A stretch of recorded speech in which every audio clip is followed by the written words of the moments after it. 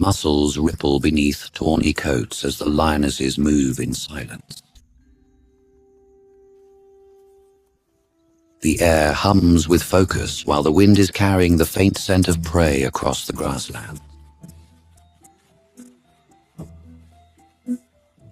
Both sides know the ancient rules. Neither predator nor prey gives ground easily. A lioness leads its cubs onto the hunting grounds. New country to them, a classroom edged with risk where the first lesson could be their last. Every breath from the pride draws the line between hunger and survival. A stare exchanged here can mean life or death there.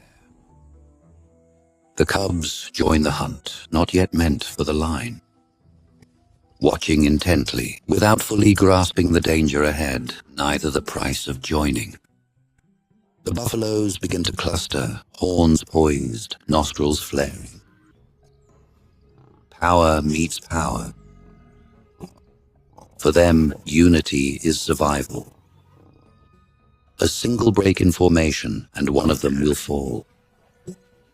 Bodies surge forward, the buffaloes brace, horns gleaming under the dim light. The air trembles. The buffalo's bellow cuts through chaos, summoning its herd. They rush in, a wall of muscle and fury, to reclaim their fallen.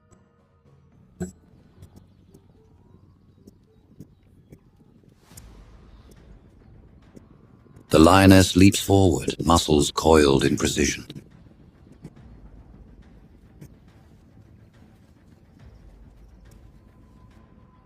The two collide in a blur of strength and endurance. Claws sink into the flank of a massive buffalo.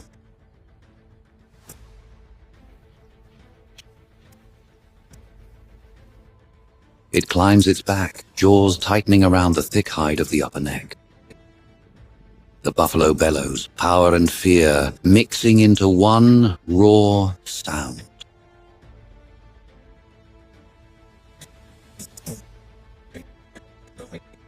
Another lioness circles wide, patient and strategic.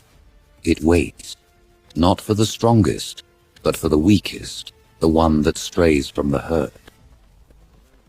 Wisdom lies in patience. The herd's unity is its armor, and it knows that only a mistake breaks it. Beneath them, unseen, a small form trembles, a cub caught in the chaos. The ground shakes under its fragile body. Its mother is far, driven by hunger and instinct, unaware of the silent struggle behind. The hunt stretches on, long and exhausting. Muscles tire, lungs burn. The distance between predator and prey widens. The predator persists, and the ground rumbles beneath the storm of hooves. The buffaloes run all together, flanks dark with sweat, and the lioness follows, gait heavy, breath short, each stride a wager against spent muscle. It watches the heaving line and hopes for a break, for a stumble, for a meal. But the herd moves steady, a wall of weight and will.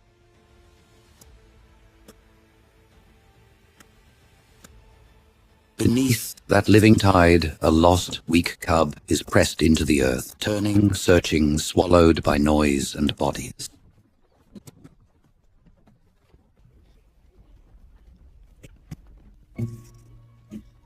The cub, trapped in the chaos, struggles to escape from under the buffalo, but every step leads to hooves. A buffalo's run is not swift, but unstoppable, each stride a declaration of power and unity.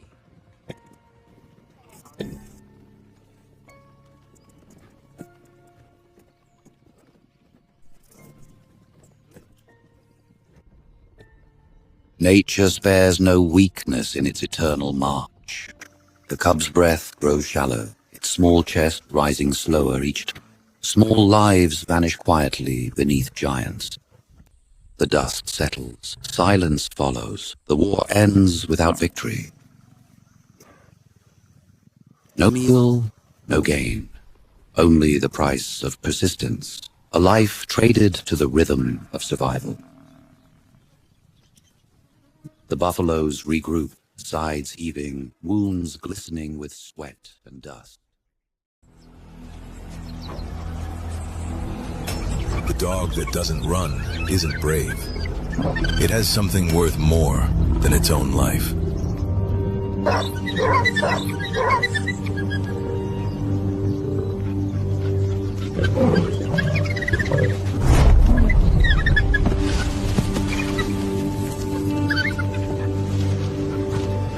He wins the first fight. That's when the real problem begins. A solitary male, outside pride structure. More aggressive for it, not less. The mane has never failed him. African wild dogs are not ambush predators. They are pursuit predators, built for endurance, not explosions. Legs disproportionately long for their body.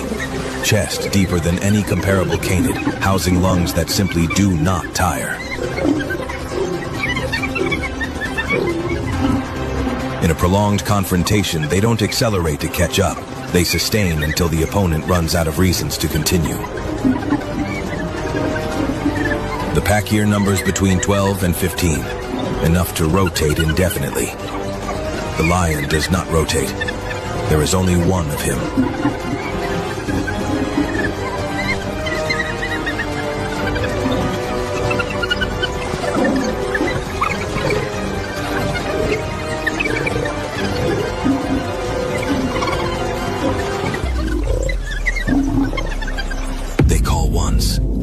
The answer comes from everywhere.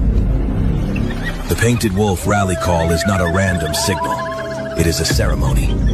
Pack members approach each other, vocalize, make contact.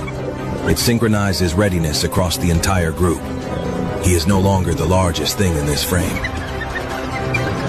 They audit, each pass measuring exactly what's left. This is the painted wolf's defining tactical weapon, rotation without pause. One dog engages from the front. One targets the hindquarters, the hamstring, the Achilles, the base of the tail. When the lion turns to address the threat behind him, the front dog closes.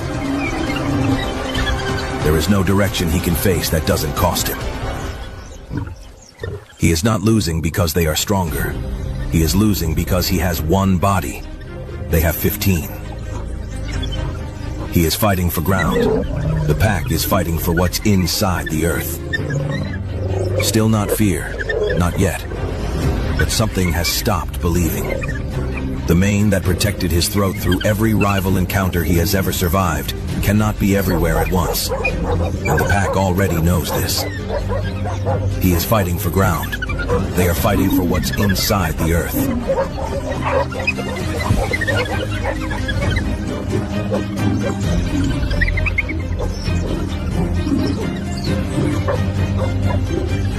He rises once more.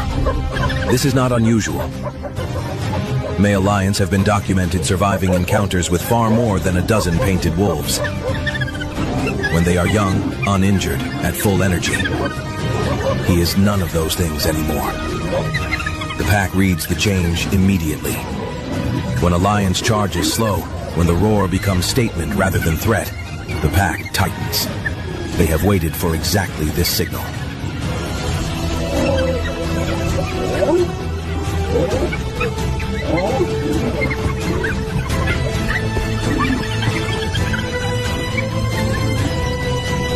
He came for territory. Territory doesn't bleed for you. Only the things inside it do. The decision happens all at once.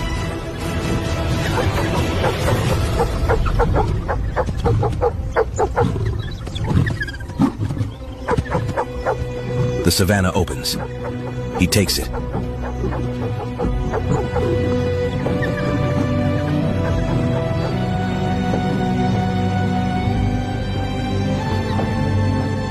Bleeding. Alone. Carrying the silence of something that has just learned its own limits. Power brought him here. Purpose drove him out.